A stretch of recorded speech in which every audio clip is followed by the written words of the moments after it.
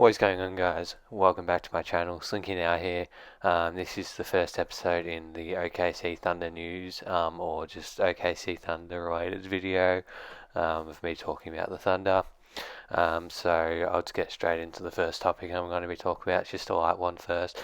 That the Al Horford and Tejo mailed on trade is officially gone through. So Terrence Ferguson and Danny Green are now officially with the 76ers, and we got Al Horford and Tejo mailed on.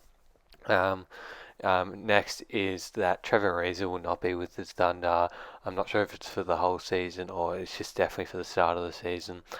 He's still out with the family issue, which was the reason that he did not play in the bubble last year. That doesn't really matter since we're not trying to win, and wouldn't be surprised if we were trying to trade him anyway. But yeah, Trevor Ariza will not be with the team to start the season.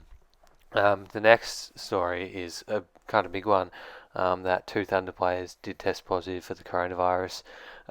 This came out towards the start of training camp, so this is no new news has really came out about it, but they haven't been able to say who the players are because the league rules say they're not allowed to. But of course, through some detective work, you're kind of able to get down to see who it might be. So I'll put the current roster that I'm looking at on this day on the screen, so you know the kind of the players that I'm talking about overall. So after going through social media and stuff like that, I was able to get it down to kind of like 6 players, 5 players. Those are Al Horford, Lou Dort, Trevor Ariza, Justin Jackson, Tejo Maledon, and Ty Jerome. Obviously, the first thing I said was about the Al Horford trade, so it's obviously not going to be those two. So it's not Al Horford or Tejo Maledon. So then we're down to 4 players, and as I said, it's not Trevor Ariza, as the first two hadn't been tested either, so it can't be those two. And Trevor Ariza obviously hasn't been with the Thunder, so he hasn't been getting tested either, so it can't be any of those two. Those three. So then we're down to Lou Dort, Justin Jackson, and Ty Jerome. So it does have to be one of those 3 players, as they're the only other 3 that I haven't seen. There hasn't been any news on them at training camp. So 2 of those 3 players do have the coronavirus currently. Hopefully they should be good by this beginning of the season, since it's the season doesn't start for another 2 to 3 weeks, and I believe they need to get better over 12 days or something like that. That might be wrong, but yeah, so one of Ty Jerome, Lou Dort, and Justin Jackson do have the coronavirus. 2 of them do. And next is getting into better news now, is that players are currently pretty happy with coach Mark Daigneault. I'm not sure if I'm saying that right, but it's something like that. People like George Hill came out and said that he's holding everyone accountable, no matter who they are. So no matter if you Shai Gilgeous-Alexander or someone like TJ Leaf, who's just come to the team, they're all being held to the same standards.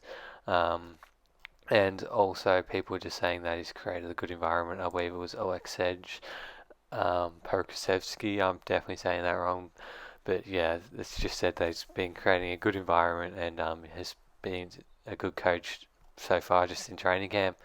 And another thing that George Hill did say in his press conference is that Alexej Pokusevski is having some good moments through practice, and some things he might be struggling with is just adapting to the pace of the NBA, as it's going to be a lot faster than what he was playing in Greece. So that's alright though, it's just his rookie season. He'll get through it, he'll learn. He's really raw, so it's going to take a few years to develop anyway. You need to put on some muscle before he can really show his full potential, but it's some good signs from him so far. Also, we'll talk about Shai Gilgeous-Alexander next, who is expected to be the best player on the team. And that's clear to see why after his last season, which has been a lot of good things that have been said about him so far. Like Hamidou Diallo and Mark Muscala said looks like he's ready to take on the bigger role. He's shown that in training camp so far, and it was kind of expected that he will.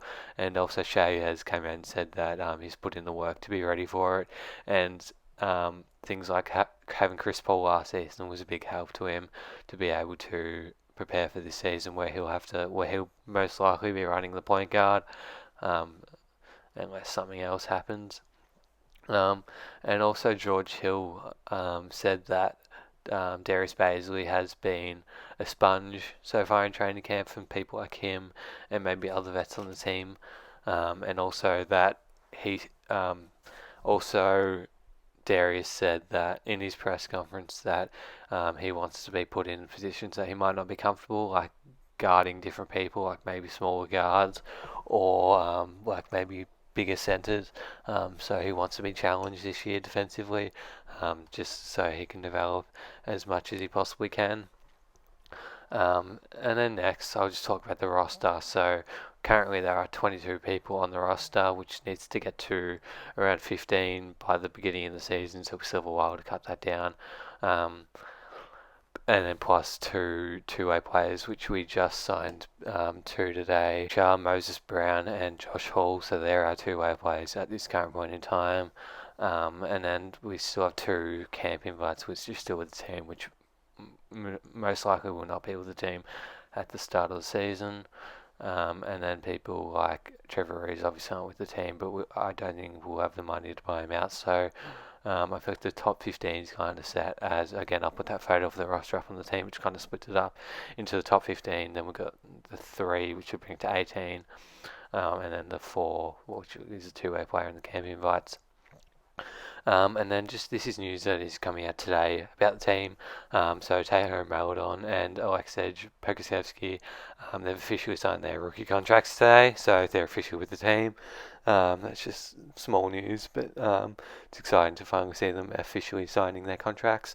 And the other thing is that Alexej Pokusevski, say that 5 times quick, has been training with the wings, which is interesting seeing he's 7'2". This might mean he's playing the small forward position at the start of the season. We'll see how that progresses. But it most likely just means he'll be playing on the perimeter, not someone who's going to be like setting screens or in the low post or anything like that. He'll probably just be more of a stretch 3, I guess, but while being 7'2", maybe can develop into someone like a Kevin Durant build. He's skinny, tall.